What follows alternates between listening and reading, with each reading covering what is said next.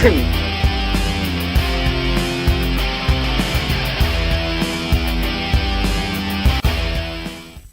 everyone, welcome to another edition of Polite Society News. I'm Paul Lathrop. I am the founder of the Self-Defense Radio Network. I'm also the primary person behind the Polite Society podcast.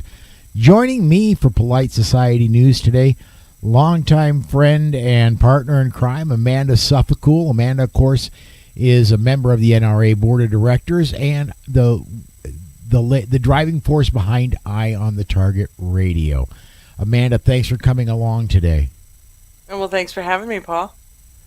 All right, let's see. I'm trying to get there we go. I'm trying to get social media hooked up here, and we are just about there. I want to remind everybody as we do get started, if you have a comment, go ahead and comment on a live video no matter where you're seeing it. I will eventually get the comment. If you need to get in quickly, the best places to do that are YouTube on the Polite Society Podcast channel and Facebook on the Polite Society Podcast page. Those get to me the quickest and the better chance of them getting on the air because it'll still be something we're talking about when the comment comes through. So we're already getting check-ins coming in. So, Amanda, I think we're ready to go. I should probably take that off. We don't need the timer anymore because we're live. Zero. Yeah, exactly.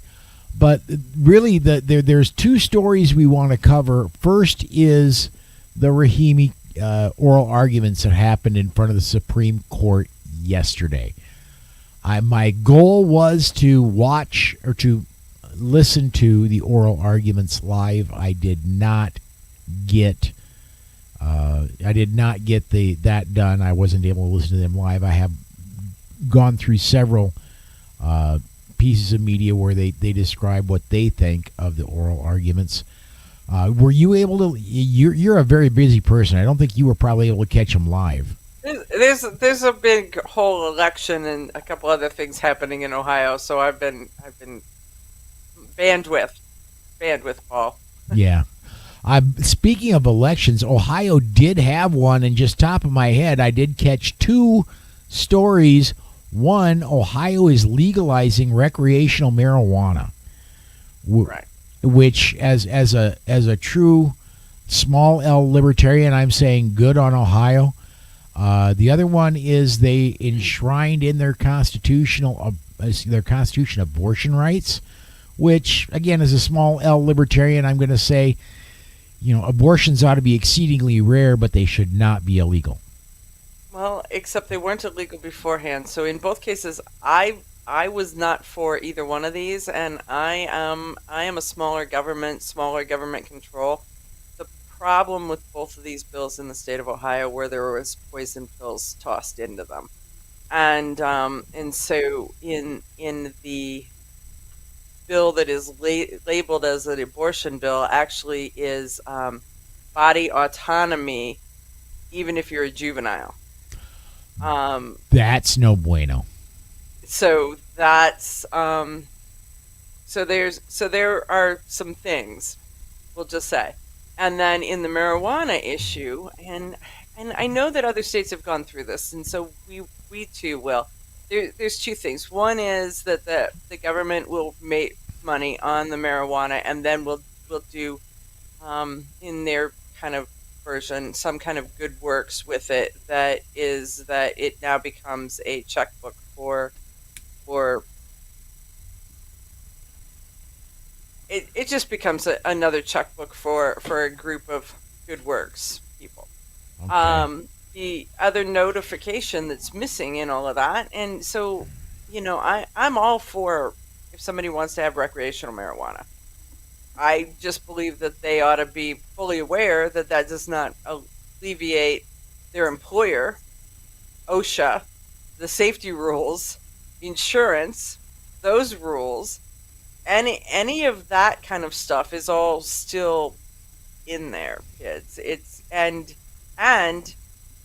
the check mark is still on the 4473 form. So if you are a 2A person who is partaking and then buying firearms, what do you answer on the form, and where are you? So I believe that they're setting people up to become Hunter Biden and for potential felonies.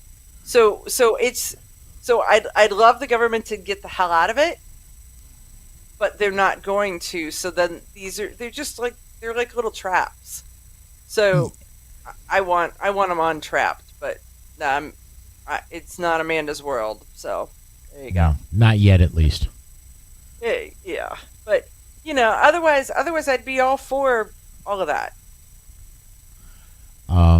So what I want to do, I've got a story up here. It's a Cam Edwards story off of Bearing Arms, and basically Cam thinks it went pretty well.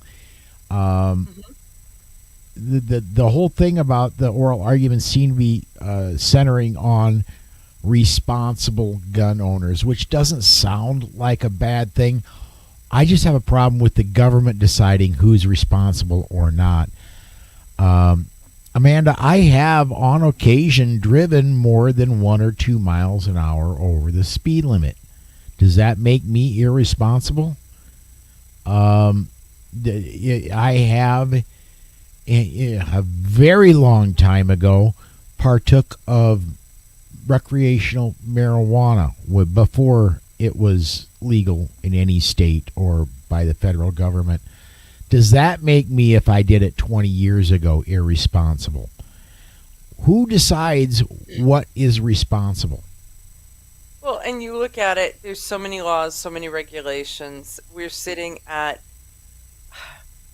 this is I think this Rob and I on Eye on the Target Radio have been talking about the Rahimi case for a while, because though no one really finds that there's anything outstanding about Rahimi. There is not a guy, he's not a guy that you're like, ooh, he's going to be my new best friend, or ooh, I'd love to have him as my neighbor, or ooh, let's go to church together, right? That's not who he is, that's not what he is. But at the same time, he had not been found guilty of a crime when they made accusations against him and then stripped him of his rights.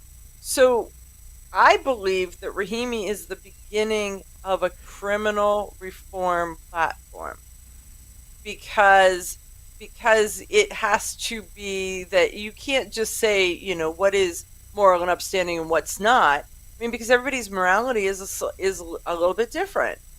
And so, so what somebody, I mean, have you ever eaten a grape at a grocery store to try to decide whether you're buying them or not?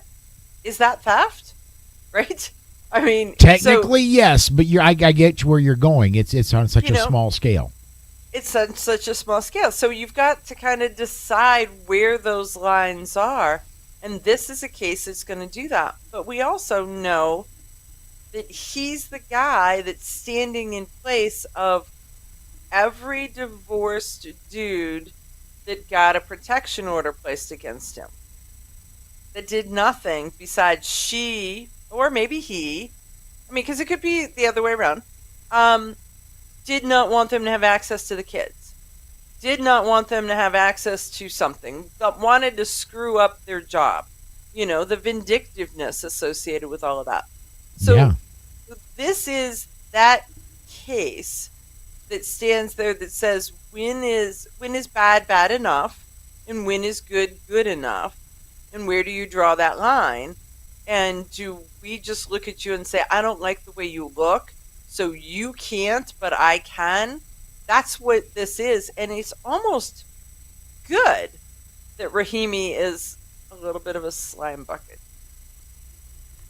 Yeah, I equate this a little bit to when I was growing up, and it's been a little while, but when I was growing up, one of the phrases I learned that I fell in love with, it was, I hate what you're saying, but I'll fight to the death for your right to say it. Mm-hmm. And this is this Rahimi proved later, after the restraining order after he had the firearm, that he probably shouldn't be trusted with a firearm because he had felony counts after this. But at the point, So he had not been it's convicted of criminal a felony. reform, right? Yeah. Yeah. He had not been This is convicted of a felony when they said you cannot have firearms. correct. And that's really where this is going. And I believe that the Supreme Court is going to side with where Bruin was, which is this is not a crime.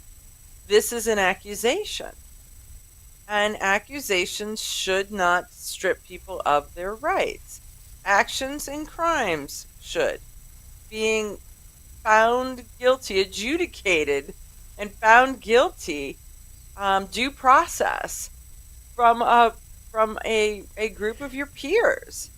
It's not just I hate you long time and I want you out of my life, ex boyfriend, ex husband, ex whatever. It shouldn't be that.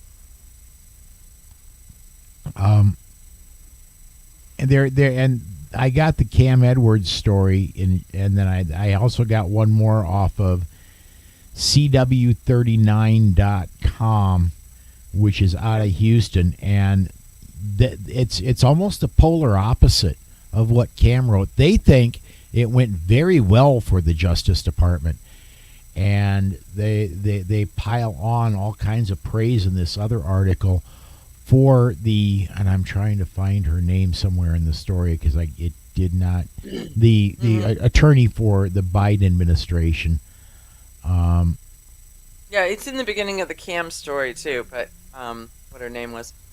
It also kind of led you as you started down the rabbit hole of reading different things to Mark Smith from the Four Boxes Diner. Mm-hmm. And folks, when you're done listening to us, go look him up, because he tears into things on a level that not many people do. He really kind of gets it. He's right way more than he is wrong. Mm-hmm. And he really kind of peels the onion and peels it well. And so here's the other thing that I think that your listeners need to know is that this is, October, November, and we're not going to hear anything about Rahimi or any other case that the Supreme Court takes up until June of next year. That's absolutely right.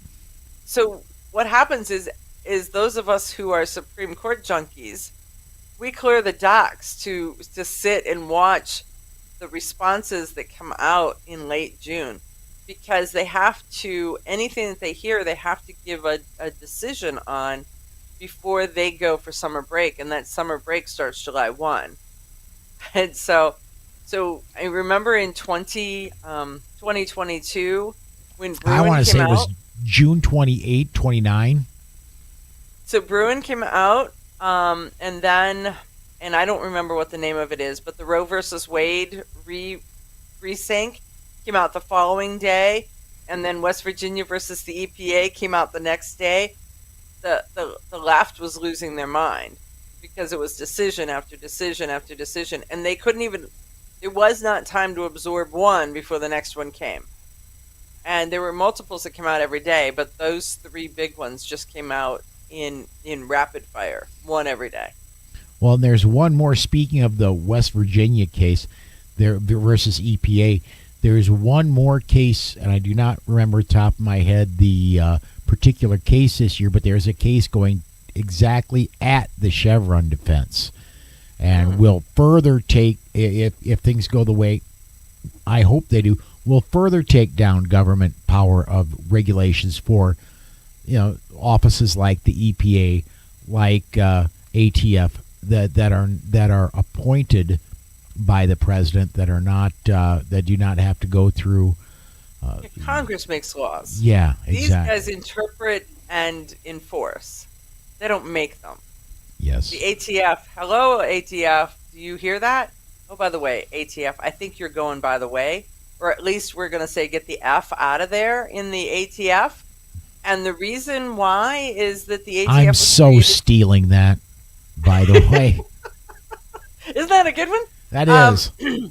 so when you look at it, Bruin said in that history, text, and tradition from 1791, the ATF, the F part of ATF was created in 1968. So it is challengeable. It is so it's on its merry. It may be a long and winding road, but that road is going to lead to out. Yeah, I Is what wish I the believe. I wish all three letters could get out of the ATF, to be honest with you, and the E as well. But Right. let's. I want to get a comment in here real quick. Spartan 6 says Mark Smith explains it so doofuses like me can even understand it. Yeah, I love him. I love how he explains it. He just tears it apart piece by little piece. he does for the legal side what Dr. John Lott does for the statistical side. Let's see here. Yeah, we're all caught up on comments. The only other story we got today is the Illinois, and let me go see if I can find that story again from the myjournalcourier.com. Okay. And basically, the crux of the story is Illinois State Rifle Association is going to be appealing the Seventh Circus. I think I got circuit. I think you're right. Yeah, I think the circus is right. They're going to be appealing that decision to the Supreme Court, and if the state were appealing, they would appeal up to an en banc. I'm pretty sure because it is Illinois State Rifle Association appealing that they are able to go directly to the Supreme Court.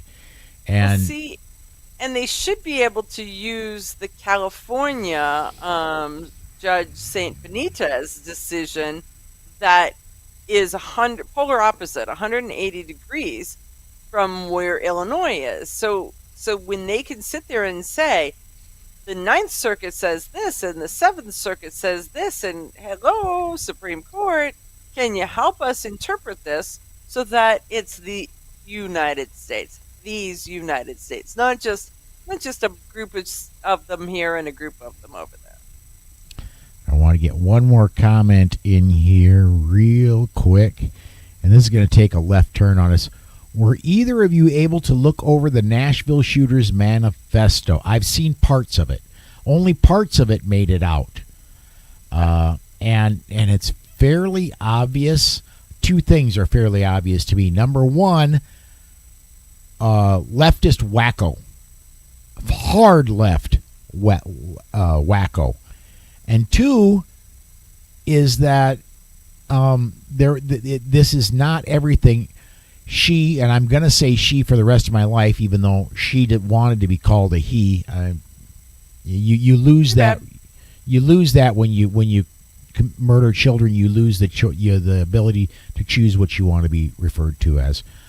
Winners get to write history. Losers don't. And talk about a loser. Yeah. So. Right. She wrote in her timeline that she had 10 minutes. She was going to make a final video. Guess what did not get leaked? And this was a leak. Don't know how Steven Crowder got it. I'm glad he did. I'm glad he released what he did. Did you see the 7 police officers who have now been suspended? No. So it broke in the news like 5 o'clock, maybe. That seven Nashville police officers have been suspended. Nashville, Tennessee. Well, I think Nashville. So seven police officers have been suspended while they're investigating how this leak happened. So there is that, which means that it gives more credibility to the is this real? Yeah. And the things I picked up out of it was blonde-haired Christians. You guys have to go. You've got to die. So are we talking about profiling? Are we talking about hate crime? We've got all that. And the whole do another circle and look for security. So Yeah, unarmed schools are a threat to the student body within the schools. Yes. they absolutely are. If you're putting your children through private school and you're ponying up your money so that your kids can go to a private school, I'd be getting in touch with the superintendent of those schools and say, I want a broad thumbnail sketch of your security plan for my children.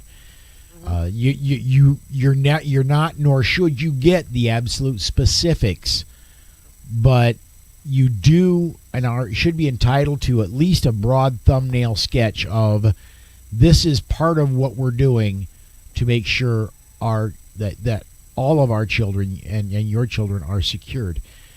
And if there isn't an armed response there, it's not good enough. Time is the only thing that matters.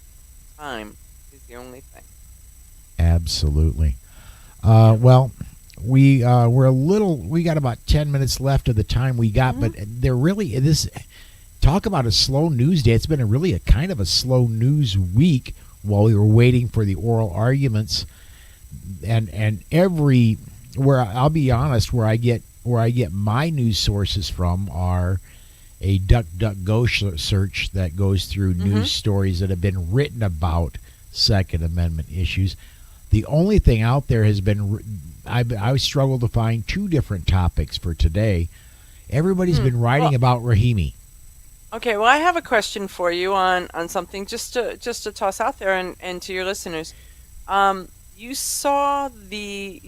see the Larry Vickers Tactical and the negotiations and the indictment? So I think he pled, but it was that Larry Vickers and a couple police officers and some others were creating letters that said that the police force was using full auto firearms for demonstrations, thus they could be manufactured and sold to those police officers. And so they got busted for it. And so it now is going to, so let's see. So North Carolina and North Dakota police chiefs and a federal firearms licensees were indicted for conspiracy to illegally acquire machine guns and other firearms. That's kind of where it is. But Larry Vickers made a statement, and then there is another firearms company that used Vickers predominantly, and so they dropped him like a hot potato. And then he did a whole letter about, we've been friends and tight for years, and how dare you? And it's so you don't think there's a lot of drama in the 2A world? There's drama in the 2A world. So one, keep an eye on this. But the second part of this is, I believe that Larry Vickers has enough standing to take Bruin up through the court system to make it to where because they're saying as of 1986, which is when you could only manufacture machine guns for sale, whether they did a tax stamp or not, but you couldn't manufacture for sale to anyone other than law enforcement after 1986. Right. So he has got perfect standing to go challenge Bruin in a way that nobody else does right now. Yeah, and what we're talking about is the Firearm Owners Protection Act, which is what that was part of. And we did get something good out of Firearms Owner Protections Act, but not much. It wasn't as good as it sounded. What did we get out of it? You got the ability, if you are traveling through the state of from 1986 until 2021, or 2020, when the Illinois got concealed carry. Between those dates, you could legally take your firearm through Illinois. You just had to have it off your body in a locked case, not accessible to the driver, with the ammunition stored separately. and then you were able to be and if you're legal where you started and legal where you stopped, you were legal. Period. We got that. That was about the only thing good we got out of the Firearms Owners Protection Act. Okay. I wouldn't. I look at that and go, okay, that's like, it wasn't even toss you a bone. That's just, there was a crumb that fell off of the cake that they were eating. Yeah. Right? Yeah. So, I mean, theoretically, it still applies, and you could, if you don't stop, you can use Firearms Owner Protection Act to get through places like New Jersey, like New York. But as soon as the police stop you, then you become Shaheen Allen. yes. So you don't get to not stop, right? Because you're good till they catch you. Until they then see that officially you out-of-state license plate, and this is going to be a good one. You've And stopped, and so then now you've stopped. yep. Yeah. There is domiciling, which is a whole different thing, and that's a legal term that I don't want, because I am not an attorney. I don't want to get deep into that. But I'm.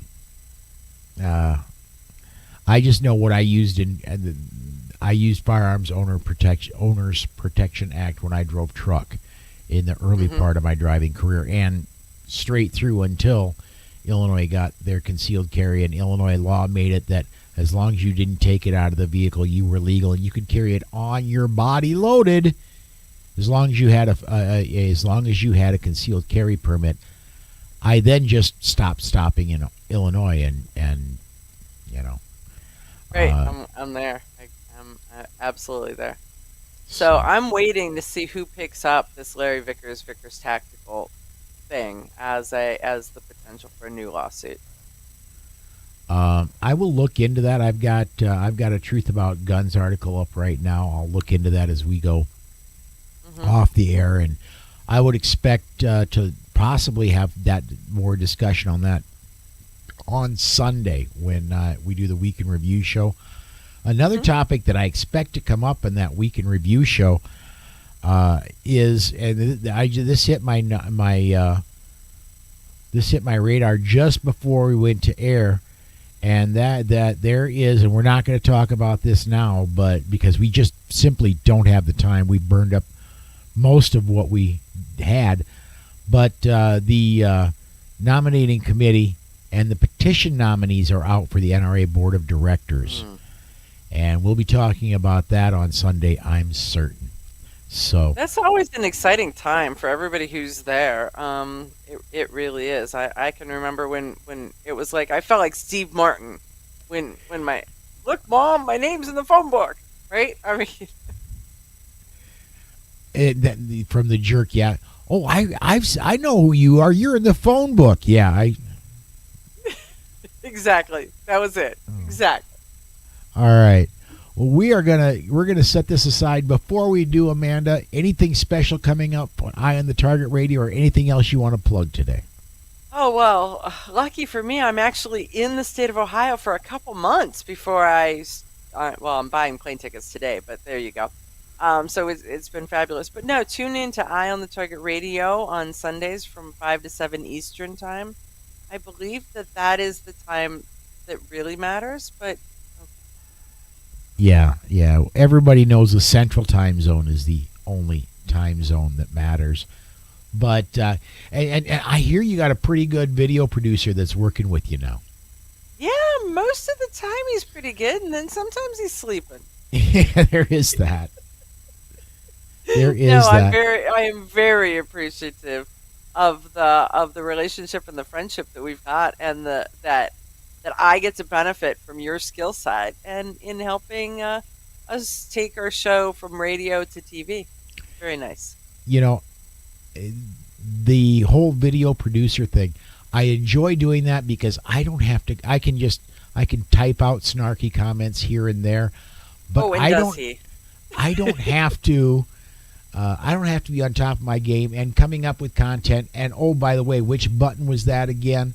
I can be ready. I can be just doing my thing, chatting with people on the internet, and paying enough attention that I know when the background music starts playing right here, I need to have my finger right over here so I can hit the button and have a bunch of really cool picture scroll as the commercials roll by.